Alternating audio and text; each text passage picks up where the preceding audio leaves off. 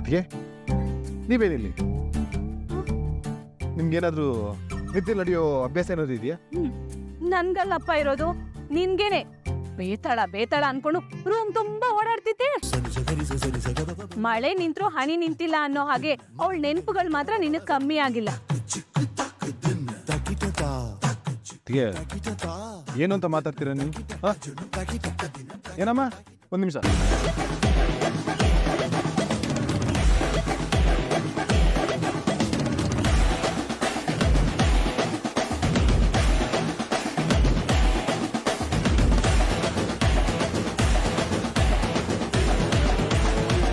Cycle ಗ್ಯಾಪಲ್ಲಿ ಓಡೋಗ್ಬಿಟ್ಟಿದೆ.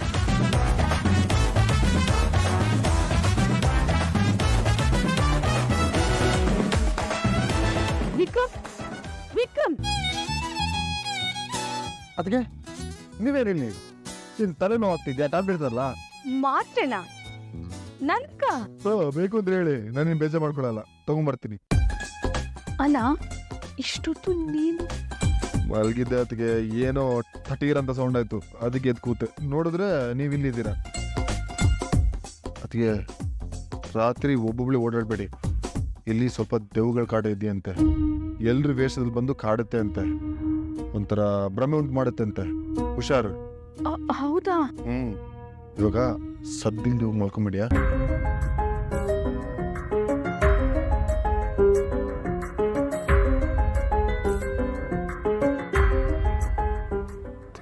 Just miss. ನಿಜ ಗೊತ್ತಾಗಿದ್ದಿದ್ರೆ ಊರೆಲ್ಲ ಟಮಟೆ ಬಾರಿಸಿರೋರು. ಬೆತ್ತಳ ಎಷ್ಟೇ ಕಾಡ್ತೀಯ ನೀನು.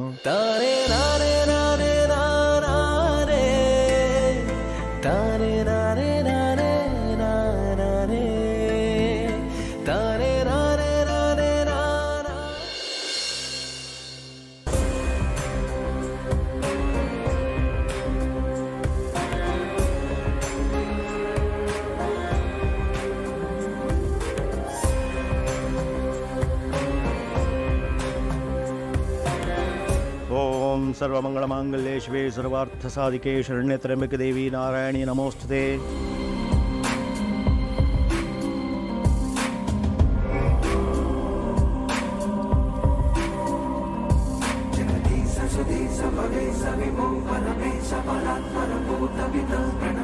ಜಾತಕ ಕೊಡಿ ತಾಯಿ.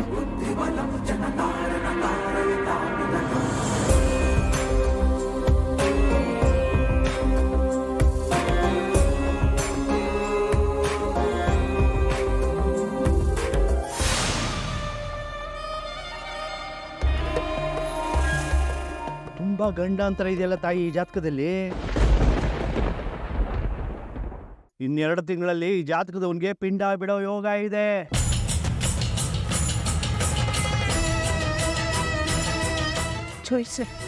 ಇದು ನನ್ನ ಮಗನ ಜಾತಕ. ಯಾರ ಜಾತಕ ಆದ್ರೂ ಇರೋದನ್ನ ಇರೋ ಹಾಗೆ ಹೇಳೋದೇ ನಮ್ಮ ಕೆಲಸ ತಾಯಿ. ಈಗಾಗಲೇ ಈ ವ್ಯಕ್ತಿ ಕೋರ್ಟು ಕೇಸು ಅಂತ ಜೈಲ್ಗೂ ಹೋಗಿ ಬಂದಿರ್ಬೇಕಲ್ಲ, ಗಟ್ಟ ಹೇಳ್ತಾ ಇದೆ. ಹೌದು ಜೋಯಿಸ್ರೆ, ಈಗಾಗಲೇ ಒಂದು ಮದುವೆ ಮುರಿದು ಬಿದ್ದಿರ್ಬೇಕಲ್ಲ. ದಿನ ಗಂಡ ಅಂತಾರಲ್ಲ ತಾಯಿ, ಆ ಥರದ ಜಾತಕ ಇದು.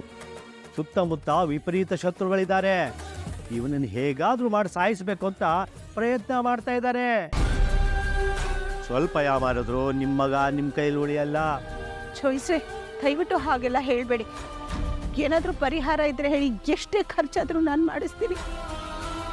ನನ್ನ ಮಗನಿಗೆ ಏನು ಆಗ್ಬಾರ್ದು, ನನ್ನ ಜೀವ ಅವನು ಏನು ಆಗ್ಬಾರ್ದು. ಹೋಮ ಹವನ ಯಾಗದಿಂದ ಏನು ಪರಿಹಾರ ಇಲ್ಲ ತಾಯಿ. ಅವನು ಕಟ್ಟೋ ತಾಳಿನೇ ಅವನನ್ನು ಕಾಪಾಡೋದು. ಮಾಂಗಲ್ಯ ಬಲನೇ ಅವನಿಗೆ ಶ್ರೀರಕ್ಷೆ. ಜೋಯಿಸ್ರೆ, ಈಗ ಅವನ ಹೆಂಡತಿ ಅವನಿಂದ ದೂರ ಆಗಿದ್ದಾಳೆ.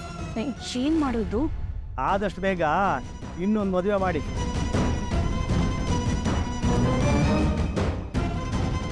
ಜೋಯಿಸ್ರೆ, ಏನ್ ಹೇಳ್ತಾ ಇದ್ದೀರಾ? ಇನ್ನೊಂದು ಮದುವೆನಾ? ಹೌದು ತಾಯಿ, ಇವನು 2 ಸಲ ತಾಳಿ ಕಟ್ತಾನೆ ಅಂತ ಜಾತಕದಲ್ಲಿ ಹೇಳ್ತಾ ಇದೆ.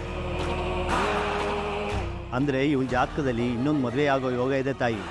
ನೀವು ತಡ ಮಾಡದೆ ಒಂದು ಹುಡುಗಿನ ಹುಡುಕಿ ಬೇಗ ಮದುವೆ ಮಾಡಿ ಮುಗಿಸಿ. ಅವಳ ತಾಳಿ ಬಲನೇ ಇವನನ್ನು ಕಾಪಾಡೋದು. ಇಲ್ಲ ಅಂದರೆ ಪಶ್ಚಿಮ ವಾಹಿನಿಗೆ ಹೋಗಿ ಪಿಂಡ ಬಿಡಬೇಕಾಗತ್ತೆ.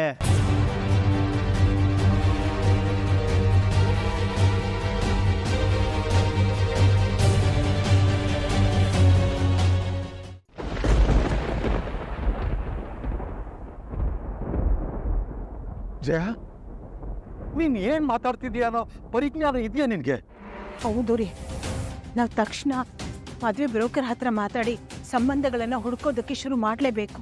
ಅಲ್ಲ ಜಯ, ಒಂದು ತಾಳಿನ ಅವನ ಕಾಪಾಡುತ್ತೆ ಅನ್ನೋದಾದ್ರೆ ನಾವ್ ಈಗಲೇ ಸತ್ಯಮೂರ್ತಿಗಳ ಮನೆಗೆ ಹೋಗಿ ಅವ್ರ ಹತ್ರ ಮಾತಾಡಿ ವೇದನ ವಾಪಸ್ ಕರ್ಕೊಂಡು ಬರ್ಬೋದಲ್ಲ? ರೀ, ಅದು ನಡೀದೇ ಇರೋ ಮಾತು. ಯಾಕೆ? ನೋಡು, ನಿನಗೆ ಮುಜುಗರ ಆಗುತ್ತೆ ಅನ್ನೋದಾದ್ರೆ ನಾನ್ ಸತ್ಯಮೂರ್ತಿಗಳ ಮನೆಗೆ ಹೋಗ್ತೀನಿ, ಕ್ಷಮೆ ಕೇಳ್ತೀನಿ, ಕರ್ಕೊಂಡು ಬರ್ತೀನಿ. ಅಯ್ಯೋ, ಅದು ಹಾಗಲ್ಲ ರೀ. ಅಂಬುಜ ಅವರು ನನ್ನ ಹತ್ರ ಬೇಡ್ಕೊಂಡಿದ್ದಕ್ಕೆ, ಸೆರಗೊಡ್ಡಿ ಕೇಳ್ಕೊಂಡಿದ್ದಕ್ಕೆ ಅಲ್ವಾ ನಾನು ವೇದನ್ನ ಇಲ್ಲಿಂದ ಅಲ್ಲಿ ಕಳಿಸಿದ್ದು. ನೋಡಿ, ನಾವು ವೇದನ್ನ ಕಳ್ಕೊಂಡಿದ್ದಾಯ್ತು. ಯಾವತ್ತೂ ವೇದ ಇಲ್ಲಿಗೆ ಬರಲ್ಲ. ದಯವಿಟ್ಟು ಈ ಮಾತನ್ನ ಬಿಟ್ಟು ಬಿಡಿ.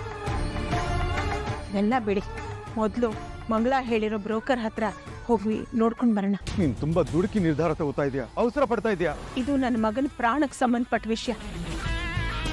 ನಿಧಾನಕ್ಕೆ ನಿಂತು ಯೋಚನೆ ಮಾಡಿ ನನ್ನ ಕೈಲಿ ಆಗಲ್ಲ ರೀ.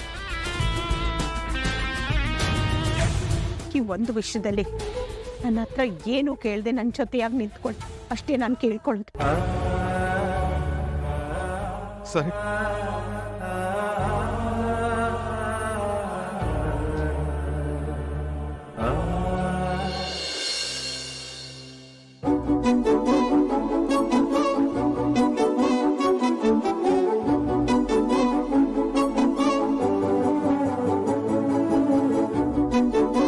ಹಾಯ್ ವೇದ, ಪ್ರೀತು, ಏನ್ ಮಾಡ್ತಾ ಇದೀಯಾ?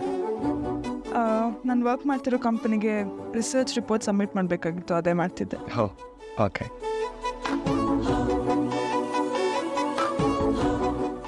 ವೇದ, ಚಾಕ್ಲೇಟ್. ಈಗಲೂ ಚಾಕ್ಲೇಟ್ ನೋಡಿದ್ರೆ ಚಿಕ್ಕ ಹುಡುಗಿ ಆಗ್ಬಿಡ್ತೀಯಲ್ಲ ನೀನು.